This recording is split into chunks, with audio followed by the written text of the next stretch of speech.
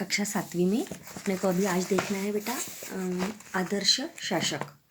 कौन सा पाठ देखना है? आदर्श शासक। इस पाठ में हम क्या देखने वाले हैं, इसकी थोड़ी सी जानकारी मैं आप लोगों को देना चाहती हूँ। इसकी थोड़ी सी जानकारी देने के लिए मैं आप लोगों को बताती हूँ कि इस पाठ में हमको शिवाजी महाराज ने स्वराज्य मिलने के लिए, मतलब अपनी सत्ता महाराष्ट्र में प्रस्थापित होने के लिए शिवाजी महाराज को किसके किसके साथ में लड़ना पड़ा, किसके किसके साथ में संघर्ष करना पड़ा। स्थापना के लिए शिवाजी महाराज ने आदिलशाही, सिद्दी, पुर्तगाल, मुग़ल सत्ताओं के विरुद्ध किस प्रकार से संघर्ष किया। उसके बाद में स्वराज्य की स्थापना के लिए प्रशासन का व्यवस्थित रूप कैसे किया, मतलब किस प्रकार से प्रशासन रहना चाहिए, इसलिए कार्य किया। और उसके बाद में स्वराज्य को सुराज्य में परिवर्तित करके अपनी वीरता के कार्य से नई व्यवस्था का निर्माण किया। शिवाजी महाराज ने स्वराज्य बनाने के लिए नई व्यवस्था का, मतलब खुद को जैसी व्यवस्था अच्छी लगती है उस प्रकार का संगठन लोगों में इस प्रकार से संगठन किया, लोगों को एकत्रित किया, नए नए सैनिकों का निर्माण किया, उनको नई नई विद्याएं सिखाई। उसके बाद में अफजल खान से मुलाकात की, पन्हाड़ागढ़ को घेरा किया, शाइस्ते खान पर धावा किया, आगरा से छुटकारा आदि कठिन एवं खतरनाक परिस्थितियों का धैर्यपूर्वक सामना शिवाजी महाराज ने स्वराज्य स्थापना के लिए किए हैं। तो स्वराज्य स्थापना ऐसे ही नहीं हुई, अपने को स्वराज्य ऐसे ही नहीं मिला, स्वतंत्रता ऐसे ही नहीं मिली। इसके लिए जो जो कठिनाई उन्होंने भोगी है वो कठिनाइयों को अपने को इस पाठ में देखना है। ठीक है, तो अभी अपन पाठ को पढ़ लेते हैं। पहला पैराग्राफ में पढ़ती हूँ, आप लोग ध्यान से देखो। स्वराज्य की स्थापना होने से पूर्व महाराष्ट्र पर आदिलशाही, सिद्दी, पुर्तगाल और मुग़ल सत्ताओं का प्रभाव था। शिवाजी महाराज ने इन सत्ताओं के विरुद्ध संघर्ष किया। अब भी मैंने आप लोगों को बताई ना, इतना तो आप लोगों को समझ गया होगा। स्वराज्य स्थापना के लिए शिवाजी महाराज ने किसके साथ में संघर्ष किया? आदिलशाही, सिद्दी, पुर्तगाल और मुग़ल सत्ताओं के साथ में संघर्ष किया। उसके बाद में देखो, शिवाजी महाराज ने इन सत्ताओं के साथ संघर्ष किया और सभी प्रतिकूल परिस्थितियों का उन्होंने सामना किया और स्वतंत्र तथा प्रभुत्व संपन्न स्वराज्य की स्थापना की। उनके साथ में संघर्ष करने के बाद में जीते और अपने स्वराज्य की स्थापना की। स्वराज्य कैसा था? स्वतंत्र था और स्वराज्य में सब संपन्न था, सब वातावरण आनंदी था, प्रभुत्व संपन्न वातावरण स्वराज्य में था। उन्होंने स्वराज्य के प्रशासन को व्यवस्थित रूप दिया और स्वराज्य को सुराज्य में परावर्तित किया। उन्होंने क्या किया?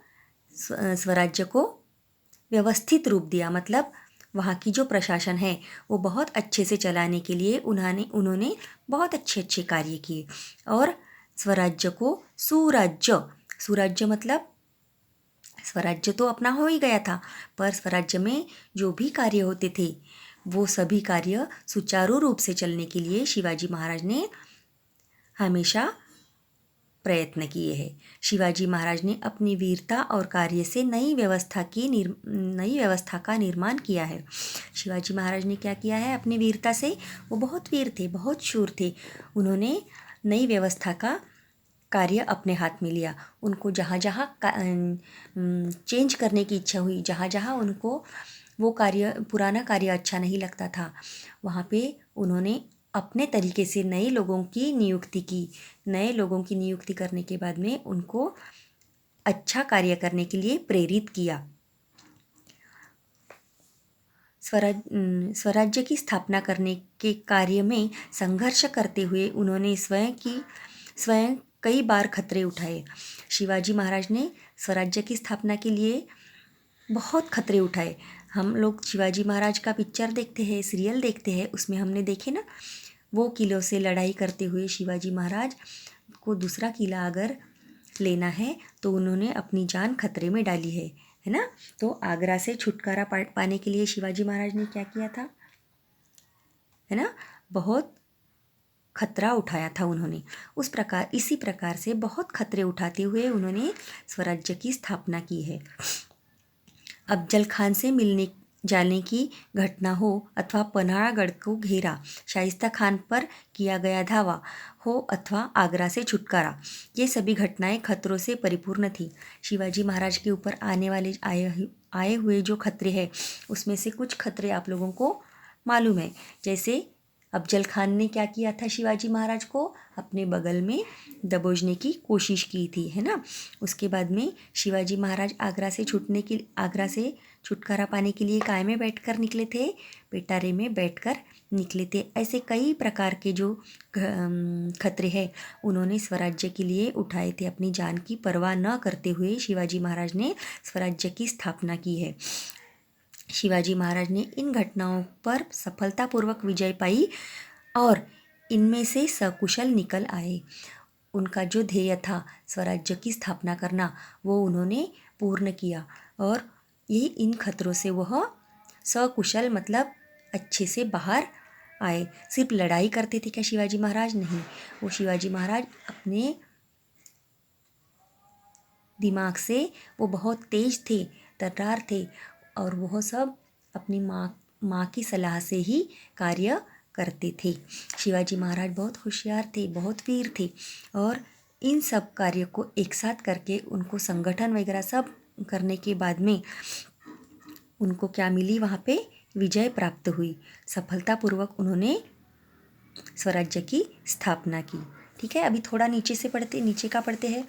विचार करो, शिवाजी महाराज पर प्राण निछावर करने वाले साथी सहयोगी थे, इसलिए वे स्वराज्य का निर्माण कर सके। शिवाजी महाराज पर प्राण निछावर करने वाले उनके मावड़े थे, सैनिक थे। वो एक साथ रहते थे, ऊंचे नीच का भेदभाव नहीं करते थे, जाति का भेदभाव नहीं करते थे, इसलिए उनके साथी सहयोगी थे वो उनके साथ में बहुत अच्छे से रहते थे। स्वराज्य के लिए उन्होंने अपने सगी साथियों को मिलकर अच्छा कार्य किया। साथियों के साथ में रहकर उन्होंने स्वराज्य की स्थापना की। नहीं तो शिवाजी महाराज अकेले स्वराज्य जीत सकते थे क्या? स्वराज्य ला सकते थे क्या? नहीं। तो उनमें संगठन कौशल्य बहुत अच्छा था। वो बहुत अच्छे से लोगों को समझते थे, संगठित करने का कार्य करते थे। विभिन्न भाषाओं में मित्रता का महत्व बताने वाले अनेक मुहावरे और कहावतें पाई जाती है। संगठन कौशल्य, नीचे क्या दिया है? संगठन कौशल्य। अभी ये संगठन कौशल्य हम आगे देखेंगे। ठीक है, आज इतना पढ़ लेना और उसी के ऊपर विचार करके अपने मन से 1-2 प्रश्न तैयार करना है। आप लोगों को खुद को ही प्रश्न तैयार करना है और खुद ही प्रश्न का उत्तर लिख के देखने की कोशिश करना है। तो आप लोगों को मैं 2 प्रश्न यहाँ पे अभी आप लोगों को मैं देती हूँ और वो प्रश्न यही इस पैराग्राफ के ऊपर आप लोगों को लिखना है। स्वराज्य की स्थापना होने से पूर्व महाराष्ट्र पर किसकी किसकी सत्ता थी? इस प्रश्न का उत्तर आप लोगों को लिखना है ना। शिवाजी महाराज को कौन कौन से खतरे उठाने पड़े? यह दूसरा प्रश्न आप लोगों को होमवर्क के लिए मैं दे रही हूँ। तो ये दोनों प्रश्नों के उत्तर आप लोगों ने इस पैराग्राफ को पढ़कर पूरे अच्छे से अपनी पक्की कॉपी में लिखना है।